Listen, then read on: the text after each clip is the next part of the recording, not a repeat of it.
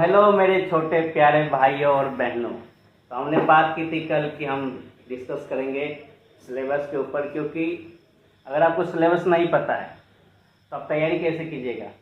सबसे बड़ी बात यह है। और सेमेस्टर एग्ज़ाम अगर एक नहीं निकलेगा तो दूसरा बर्डन बढ़ता जाएगा।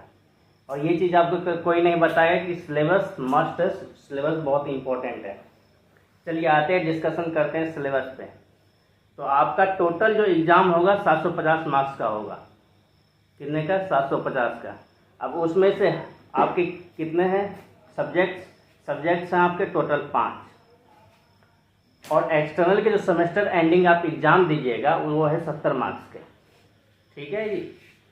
और आपके जो सब्जेक्ट हैं उन पे आते बात करते हैं। सब्जेक्ट से सबसे पहले मैथमेटिक्स 1 सबसे भयावह सब्जेक्ट है।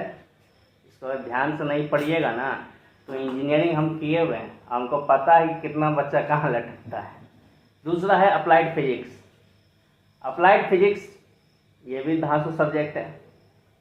आपको लग रहा है 10वां पढ़ लिए, आप बहुत बड़का पढ़ लिए हैं फिजिक्स में। आइए ना, अभी पता चलेगा हमारे फिजिक्स में। उसके बाद एक अप्लाइड केमिस्ट्री। अप्लाइड केमिस्ट्री भी हार्ड है, क्योंकि अपने 10th ज़्यादातर बच्चे जो हैं वो 10th पढ़ के आए होंगे, जिसको 11 12 का केमिस्ट्री का नॉलेज शायद मिनिमम नहीं होगा, नहीं के बराबर ही होगा।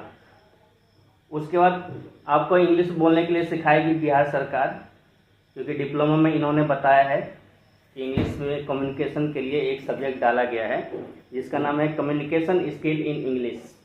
इंग्लिश में आपको कैसे बात करना है उसके रिगार्डिंग आपको सिखाया जाएगा, और उसके भी 70 मार्क्स हैं जी। उसके बाद आपका आता है इंजीनियरिंग ग्राफिक्स, जिसको हम लोग महाराष्ट्र में पढ़े तो हम लोग कहते हैं इंजीनियरिंग ड्राइंग। ये भी आपका सब्जेक्ट है, ये भी 70 मार्क्स के हैं। और बाकी जो बच्चे मार्क्स हैं 750 में से, वो आपके कहाँ से आएंगे? फर्स्ट प्रैक्टिकल, दूसरा इंटरनल आपको जो टीचर देगा, और तीसरा जो आप असाइनमेंट कर कीजिएगा उसमें। देखिए बात यह है कि आप पास हो सकते हैं 40% मार्क्स पे, लेकिन उस मार्क्स का फ़ायदा क्या है? उस मार्क्स का लेकर आप कहीं भी जाइएगा तो उसकी वैल्यू उतनी रहेगी नहीं। 40% पे आप पास हो जाइए, कोई बात नहीं है, लेकिन 80% वाले तो बैठे हुए हैं ना। और उसके बाद आप कहाँ जाइएगा? ज़्यादा भीड़ हो जाएगी तो साइट पे इतनी बुरी कंडीशन होती है जिसकी व्याख्या मैं फिर कभी करूँगा आपके साथ। चलिए, तो आपको फिजिक्स में कितने यूनिट है? 3 यूनिट। पहला क्या है? ट्रिग्नोमेट्री। दूसरा क्या है? Coordinate geometry. एंड तीसरा है अलजेब्रा। ये तीनों 11 12 के बुक्स हैं, एंड या तो आप एनसीईआरटी से पढ़ सकते हैं, उसमें लिखा हुआ है। आप अगर चाहिए सिलेबस का पीडीएफ चाहिए तो आपको दे दूंगा मैं, अपने जो लिंक है उस पर आप जाके ले सकते हैं। उसके बाद फिजिक्स की बात करते हैं। फिजिक्स में आपके 6 यूनिट हैं। Unit of measurement, force and motion, rotational motion, properties of matter, work, power and energy, heat thermometry. ये आपके 6 यूनिट हैं। उसके बाद केमिस्ट्री की बात करते हैं। केमिस्ट्री में है atomic structure, engineering, matter, water.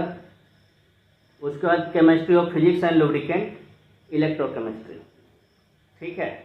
उसके बाद कम्युनिकेशन स्किल की बात हम इसलिए नहीं कर रहे हैं क्योंकि कम्युनिकेशन स्किल में उतना कुछ खास है नहीं।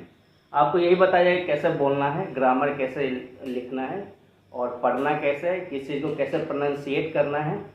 और ये जो बिहार से पढ़े हैं ना प्रोनाउंसिएट वाला, वो नहीं पढ़ा पाएंगे, क्योंकि आपको अलग से ही पढ़ना पड़ेगा। और उसके लिए सबसे अच्छा है आप इंग्लिश न्यूज़ सुनिए, और उसके बाद किस वर्ड को कैसे प्रोनाउंसिएट किया जा रहा है वो आप ध्यान दीजिए। और बहुत बच्चे बोलेंगे सर हम तो नहीं पढ़ रहे हैं इंग्लिश। तो पढ़ना पड़ेगा, अब इंजीनियर बनना है ना जी छोटका, तो पढ़े करेगा। चलिए अब ग्राफिक्स की बात करते हैं। ग्राफिक्स में क्या है? Basic element drawing. ठीक है। ऑर्थोग्राफिक प्रोजेक्शन है, आइसोमेट्रिक प्रोजेक्शन है, फ्री हैंड स्केच जो आप बनाइएगा किसी चीज़ का वो है, और उसके बाद कंप्यूटर एडेड जिसको कहते हैं ऑटोकैड। देखिए आपके फ्यूचर के लिए सरकार जो है अच्छा सोची है, इसलिए एक सब्जेक्ट ऐड किया है जो आज के डिमांड में है, वो है ऑटोकैड। मैं साइट पे काम कर रहा हूँ, मुझे पता है ऑटोकैड क्या है। अगर आप किसी सॉफ्टवेयर को सीख लेते हैं तो आपकी लाइफ कैसी होती है, अगर आप किसी सॉफ्टवेयर को नहीं सीखते तो आपकी लाइफ कैसी होती है, ये मैं भली भांति महसूस कर रहा हूँ। ये पहनने में देखने में अच्छा लगता है, लेकिन बाबू बहुत बड़ा हेडेक है, इसलिए सर पे दिया जाता है कि ज़्यादा हेडेक ना बढ़े। उसके बाद है आपको इंटरफेस उस सॉफ्टवेयर में कैसे दिखता है वो उसके रिगार्डिंग में बताया जाएगा।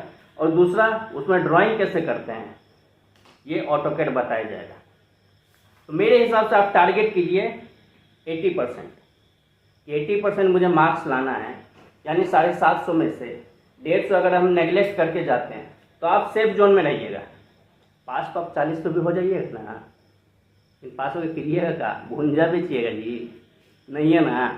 तो 80% आप टारगेट कीजिए, आपका 70% भी आएगा तो आप डिस्टिंक्शन ला रहे हैं। डिस्टिंक्शन सुने हैं? नहीं सुने हैं। बहुत लोग आपको साइंस पढ़ा के फिजिक्स पढ़ा के यहाँ तक पहुँचा दिए हैं, लेकिन बहुत सारी चीज़ आपको बताए नहीं होंगे। 70% पर आप डिस्टिंक्शन ला रहे हैं, यानी A1 क्लास में घुस रहे हैं आप, AC1 में।